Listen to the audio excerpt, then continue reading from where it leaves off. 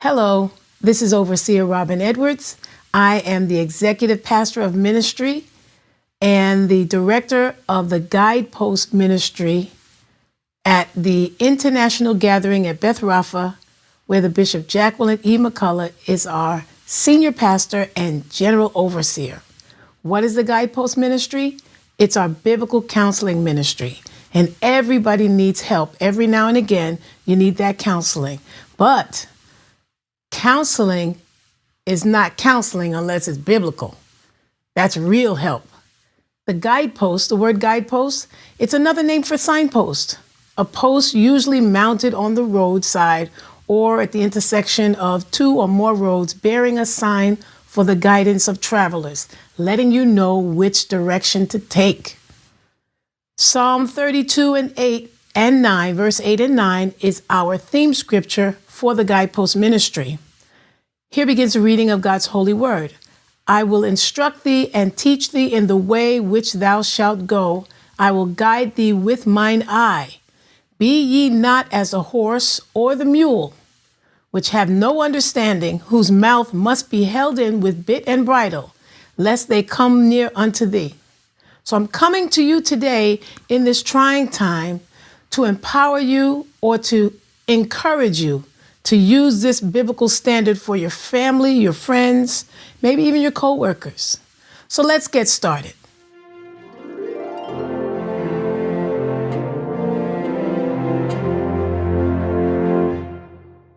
Again, we're in our series, Help, I'm Being Rejected.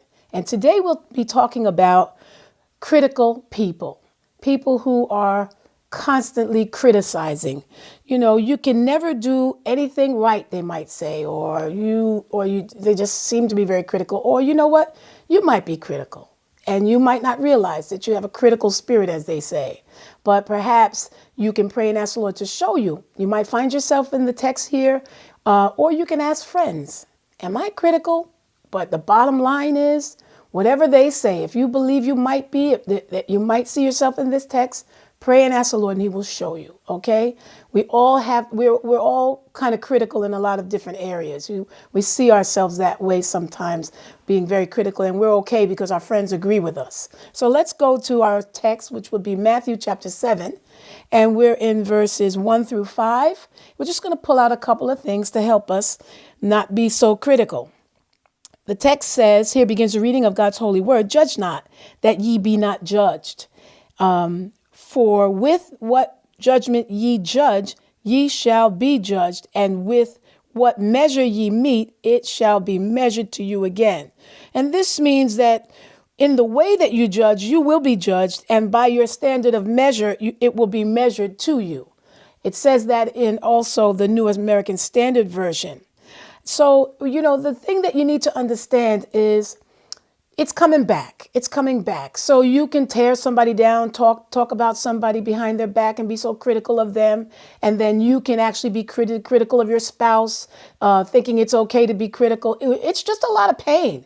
And one of the things you'll hear me say throughout my counseling ministry or sessions is it's not personal, it's pain. What does that mean? Don't take personal when a person is constantly criticizing you. The reason why they're criticizing you is because they're in a lot of pain. Maybe they had a parent that criticized them. Maybe something happened in their life where they feel like they can't do anything. But the bottom line is that's why they're critical. It's really not you. What it is that person is not satisfied with themselves, so they hide. And when they hide, what do? They judge others. It keeps the spotlight off of themselves. Now, what does the text tell us? The text tells us that. And it says not to do it because it's coming back. But verse 3 says, and I'm reading in the New American Standard, why do you look at the speck that is in your brother's eye, but do not notice the log that is in your own eye? Or how can you say to your brother, let me take the speck out of your eye, and behold, the log is in your own eye?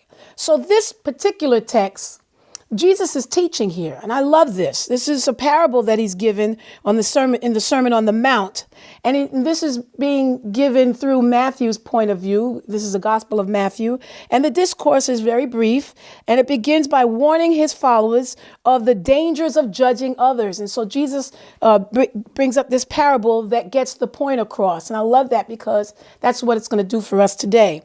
It states that they too will be judged with the same standard, okay? That word judge there means to come to a conclusion. It means to distinguish, to decide mentally or judicially.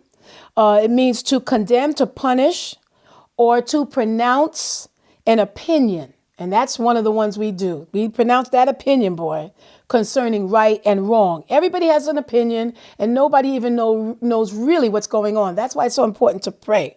All right. When you think about this with human judges as well, a human judge will take the gavel and hit the gavel. And when they hit the gavel, that means it's done. That's the ruling. And we rule on everybody all the time, every day. And this is something that the Lord is coming after. He's basically letting us know, stop it. Stop it. Did you hear what I said? I said, stop it. Why? Because it's dealing with here mote versus beam. The analogy is used of a small object in another's eye as compared with a large beam of wood in one's own eye. All right. In the 21st century English, a mote is more normally a particle of dust, particularly one that is floating in the air, rather than a tiny splinter of wood. The analogy is suggested of a carpenter's workshop with which Jesus would have been familiar. So, basically, not only are we seeing here that a person who has this log or this beam is able to notice whatever it is in the next person. Let's use as an example that the person has a bad odor. Now, we'll be the first one to say, oh, they never wash. Oh, they're always, and we're so critical of that. It's one thing to say that a person never washes, but it's another thing to say it and be so critical about the person. Well, the secret is to this with this text is that particular person who's so critical about it is a person who doesn't wash themselves. So they have to get the problem off of them and put it on others. Okay. Oh, this person never speaks. When I see them, they never speak. Well, you know what? Probably, this is what I call the biggest offender. We're the biggest offender. We say they don't speak, but guess what? We don't speak. Oh, yes, I do. Yes, I do. I speak. Yes, I do. I speak. We speak. We speak conveniently. So if you're a very critical person, the first thing you have to do is shine the light on yourself and find out, why am I so critical about this person in this particular area? Why? Because could it be that I'm the biggest offender? Let's look at Romans 2:1. Romans 2:1, actually, I think it's verses 1 and 2. And it says here, begins the reading of God's holy word, New American Standard. Therefore, you have no excuse, everyone who passes judgment. For in that which you judge another, you condemn yourself. For you who judge practice the same things. You do the same thing. I call that the biggest offender. So what's the plan? What's the plan? Verse 5 gives us the plan. Verse 5 says, thou hypocrite. First, we have to own the fact that we're fake. That's what it's basically letting us know. Jesus is helping us to understand this. First, cast out the beam out of thine own eye. So it does say for us to judge, but we don't judge correctly if we got the beam going. So what has to happen now is we have to first get rid of that. Now, if you've ever tried to take a beam out of your own eye, even though you've never done it, but to try to take something like that out, you're going to need some help.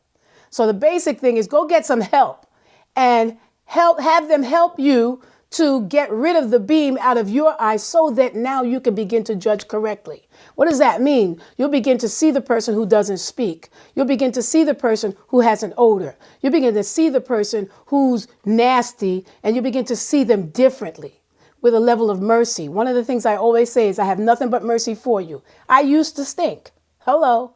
I never used to speak. But there were so many different reasons why I didn't. And it was deeper than what was on the surface. But as I got delivered and free and healed, I'm able to understand others and be a little more compassionate towards them. So we need to see ourselves. That's the person that we are ultimately hiding from. We're hiding from ourselves. So that's why we're so critical to other people.